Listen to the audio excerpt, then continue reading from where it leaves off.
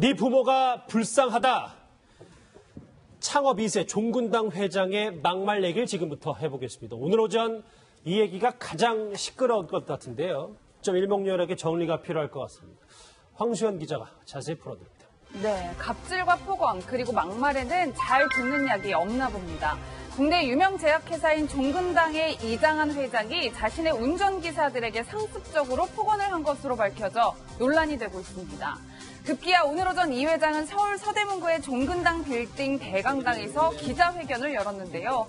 하지만 약속된 시간보다 일찍 등장해 준비된 사과문만 읽고 기자들의 질문을 일절 받지 않아 갑질 기자회견이라는 볼멘 소리가 많습니다. 오늘 오전 그 모습 함께 보시겠습니다. 최근에 보도된 일과 관련하여 물의를 일으킨 점 깊이 사과를 드립니다. 저의 행동으로 상처를 받으신 분들께 용서를 구합니다. 이 모든 결과는 저의 불찰에서 비롯되었다고 생각합니다. 한없이 참담한 심정일 뿐입니다.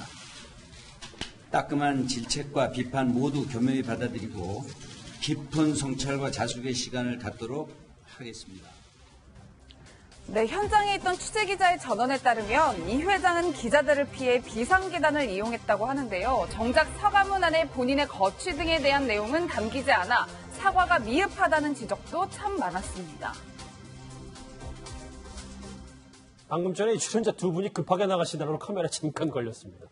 대신 또 두 분 더 나오셨습니다. 백기종 팀장 그리고 강일홍 팀장 나오셨습니다. 어서 오십시오. 안녕하십니까. 안녕하세요. 자, 이 종근당 회장, 그러니까 운전기사에 갑질을 했던 이 종근당 회장이 오늘 부랴부랴 급하게 사과를 했는데요. 그러면 도대체 어떤 말들을 했길래 이게 문제가 되는지 그 녹취부터 먼저 직접 들어봐야 할 것 같습니다. 안 돼, 너는 그 생긴 것부터가 뚱해가지고 그 살쪄가지고 갖고 다니면서 그러면 기집애 데리고 놀러 다니든지 하지 뭐하러 회사에 이따 와가지고 일한다고 내 앞에서 왔다 갔다 그래. 왜? 장난하고 있나 정말. 이게 애비가 뭐하는데 제대로 못 가르치고 그러는 거야 이거. 그냥 부모가 불쌍하다고 했어. 이장한 회장의 말이 너무 원색적인 막말과 폭언이 있어서 삐처를 되게 많이 했어요. 백기종 팀장님. 예. 어떤 상황에서 저런 대화가 오갔건 겁니까? 지금 그 운전을 하는 이제 기사에게 전용 수행 기사입니다. 이 기사가 이제 원하는 대로 자기가 원하는 대로 운전을 하지 않는다는 거죠. 예를 들어서 빨간불이면 가지 말아야 되잖아요. 그런데 사람이 없거나 빨간불임에도 불구하고 진행을 해라. 이런 식으로 강요를 하는 거죠. 그러니까 이제 기사는 뭐 교통법규를 지켜야 된다. 또 이렇게 진행을 하게 되면 사고 위험이 있다라고 이제 이런 여러 가지 이야기를 하게 되면 본인 말을 듣지 않는다는 형태입니다. 그렇게 하면서 이제 아주 특별한 갑질을 해버리는데 심지어 뭐 MOP뿐만이 아니라 경멸, 그 다음에 폭언, 욕설, 모욕, 뭐 안하무의 무시, 모든 한때 혐오적인 행동, 이런 모든 행동과 말을 이렇게 퍼부어대는 겁니다. 그렇기 때문에 지금 저 싱크 자체가 무슨 뜻인지를 못 알아들을 정도로 이 욕설을 하는, 폭언을 하는 그런 내용입니다. 예, 뭐 이수희 변호사님 말씀처럼 부모님에 대한 모욕뿐만 아니라 뭐 외모 비하, 뭐 아주 인격 살인적인 발언을 하고 있는데 법적으로도 굉장히 높은 수의 처벌을 받을 수 있을 것 같아요.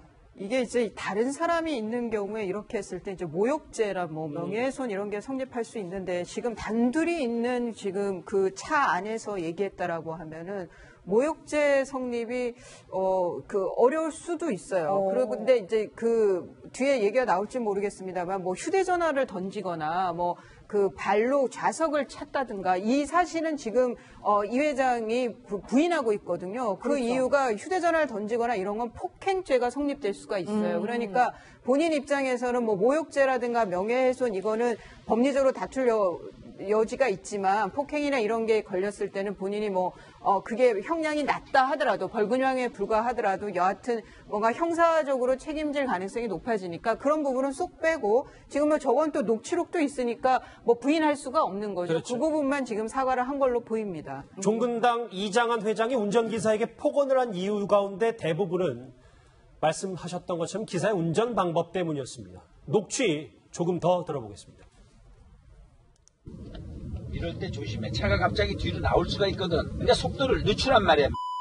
그냥 똑같은 속도로 가지 말고 대답해. 싫으면 나리고. 아닙니다. 이 사람이 얘기하면 대답을 안 하네. 아, 이 새끼 참 그 운전하기 싫으면 그만둬. 이 새끼야. 앞으로 가. 가고 비상라이트 켜. 미안하다고. 앞으로 가라는 게 건너라는 게 아니라 야 비켜줘야 될 거 아니야 차를. 아 그 개 나쁘네. 아 머리 나쁘네 그거. 글쎄 이 정도 되면 저희 녹취를 더 이상 듣는 게 의미가 없어 보이기도 한데 백기정 팀장님. 예. 저렇게 폭언을 하면 더 위험하기도 할 텐데 심지어 이 종근당 이장환 회장은 조석을 발로 차기도 했다면서요. 사실 그렇습니다. 뭐 지금 일부 기사의 이야기를 들어보면 뒤에서 조수석, 그러니까 운전석을 차는 게 아니라 그나마 다행히 조수석을 차는 거죠. 오른쪽 VIP석에 앉아 있으니까 그렇게 하고 욕설을 하고. 그래서 앞에서 제가 잠깐 말씀을 드렸지만 계속 강요를 하는 겁니다. 일종의 강요죄도 성립이 될 수 있다는 부분이 있어요. 그리고 이제 협박을 하는 거죠. 어떤 협박이냐? 너 임마 내 말 안 들으면 죄송합니다. 저도 모르게 내 말 안 들으면 너 그만둬. 운전기사 그만둬. 이런 식으로 해서 정말 직업을 잃는 그런 어떤 협박, 그런 어떤 공포심도 주거든요.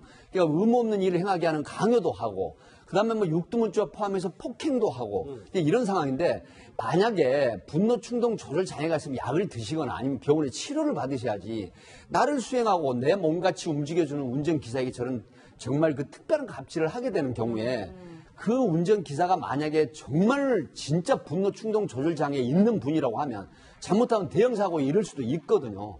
심한 경우에 한 운전기사는 응급실까지 2개월 만에 응급실까지 실려가가지고 치료를 받았다는 그런 증언이 나오기 때문에 정말로 지나친 그런 특별한 갑질을 한 걸로 분석이 됩니다. 예, 이수희 변호사님, 뭐 실제로 이 정도라면 이장환 회장과 같이 일하는 것은 사실상 불가능해 보이기도 하는데 1년 사이 운전기사가 세 분이나 바뀌었다 뭐 이런 주장들도 있어요. 근데 저런 그 상사라든가 저런 그 사장들이 제법 있다는 거예요. 이게 아주 드문 케이스는 아닌데 에이, 설마 많겠?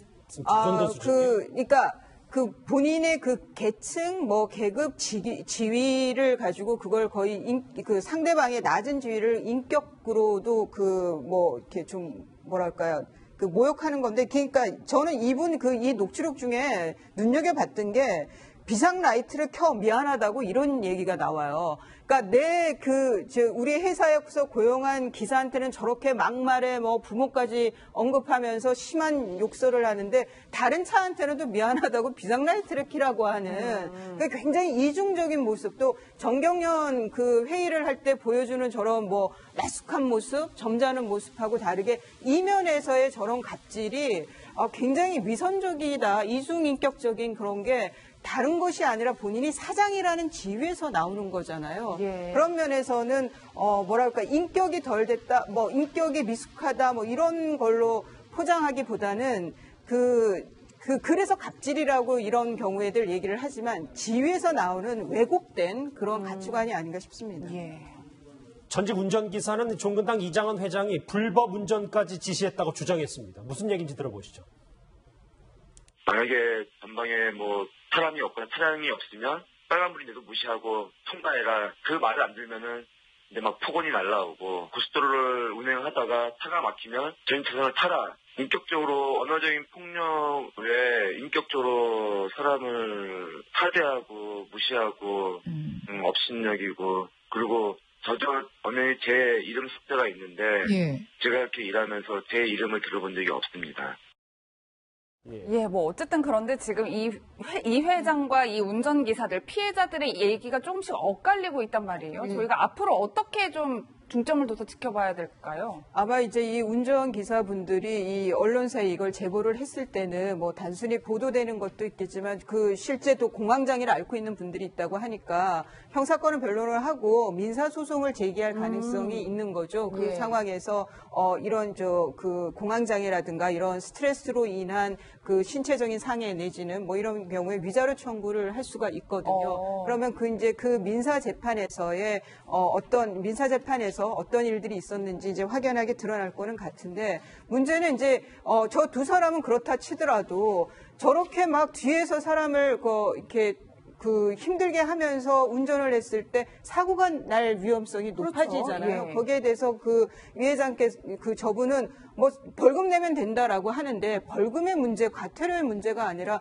사고가 났을 때는 인명에 정말 아무 죄도 없는 아무 잘못도 없는 선의 피해자가 사망할 수도 있는 거잖아요. 예. 좀 그런 사고의 폭도 넓히지 못했다는 그런 면에서 참 어떤 비난을 해도 좀 모자란다는 생각이 듭니다. 그런데 지금부터 들을 녹취가 더 중요한 게 본인의 잘못을 본인이 폭언한다는 걸 이미 알고 있었어요. 이제 당시 운전기사들이 폭언을 듣다 못해서 항의를 하기도 했었는데 돌아온 건 역시나 이 종군당 회장의 폭언이었습니다. 녹취 하나 더 마지막으로 들어보시죠.